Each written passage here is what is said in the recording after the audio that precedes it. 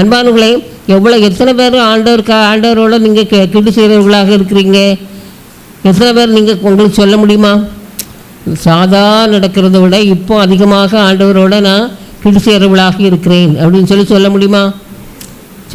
எத்தனை பேருக்கு? ஒரு சிலருக்கு சொல்ல முடியும், சிலருக்கு தெரியாது. நம்ம போகிறோம் வரோங்கிறதுனால தெரியாத நிலைமையிலே என்ன செய்ய இருக்கும். அருமையானவர்களே, அப்படின்னாலே ஆண்டவர்களோட கிட்டு செய்கிறதுனால என்னதான நன்மைகள் கிடைக்குது அப்படின்னு சொல்லி இன்றைக்கி நம்ம வேதின் அடிப்படையில் கொஞ்சம் பார்க்க போகிறோம்.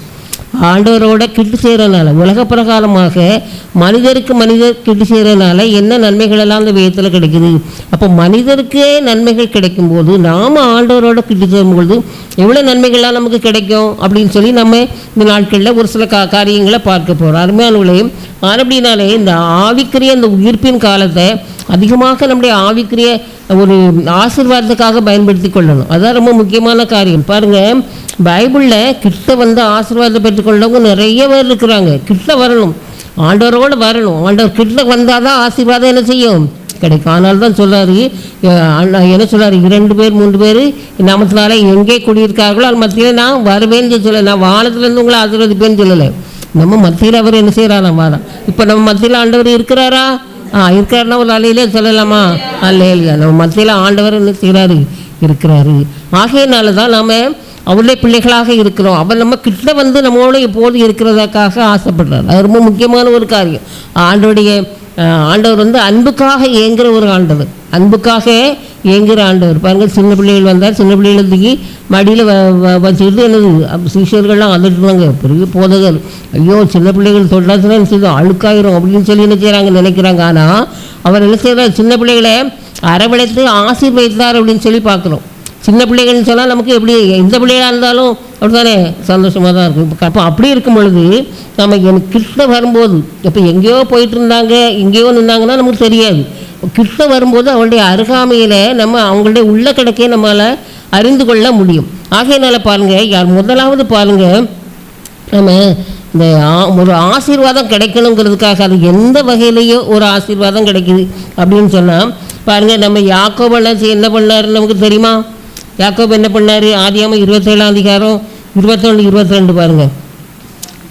என்ன சொல்கிறா, தகப்பன் கூப்பிடுறாரு, யாக்கோபு கூப்பிட்டு சொல்கிறாரு, என்னுடைய நாக்குக்கு என்னது ருசியாக என்னது சமைத்து கொண்டு வா, காட்டில் போய் வேட்டையாடி கொண்டுட்டு வான்னு சொல்கிறார். யார் கேட்கா? ரெபேக்காமாக கேட்டுக்கிட்டு இருக்காங்க.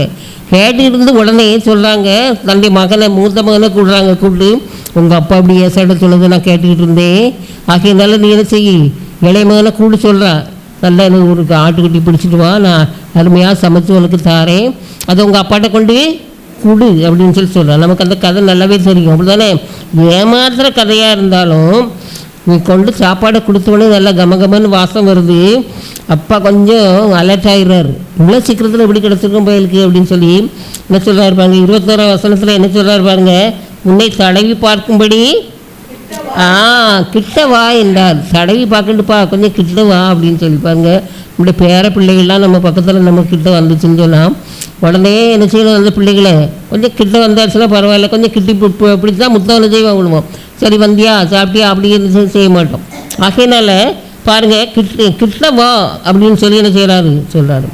கிட்ட போன உடனே என்ன செய்கிறாரு, கிட்ட வந்த உடனே என்ன செய்கிறானா, ஆசீர்வாதத்தை என்ன செய்யலாம், பெற்றுக்கொள்ளலாம். வானத்திலும் பூமியில் உள்ள எல்லா ஆசீர்வாதத்தையும் அவனுக்கு கொடுத்தாச்சு. அப்போது கிட்ட வரும்போது இவ்வளோத்துக்கும் எல்லாமே அவனுக்கு தப்பாக தான் தருது. அப்படிதானே, கைகளோ யார் கைகள், ஏசாவின் கைகள், சத்தமும் யாருக்கு, குரலை யார் சத்தம், கோபின் சத்தம், நல்லாவே என்ன செய்தார், கண்டுபிடிச்சிடாரு. ஆனாலும் கூட கிட்ட வந்தனால அவன் போய் சொல்ல மாட்டாங்கிற ஒரு எண்ணம் அந்த ஆளுக்கு என்ன இருந்திருக்கு. ஆகையினால ஒரு அந்த ஆசீர்வாதத்தெல்லாம் அவனுக்கு என்ன செய்தார், கொடுத்துருந்தாங்க.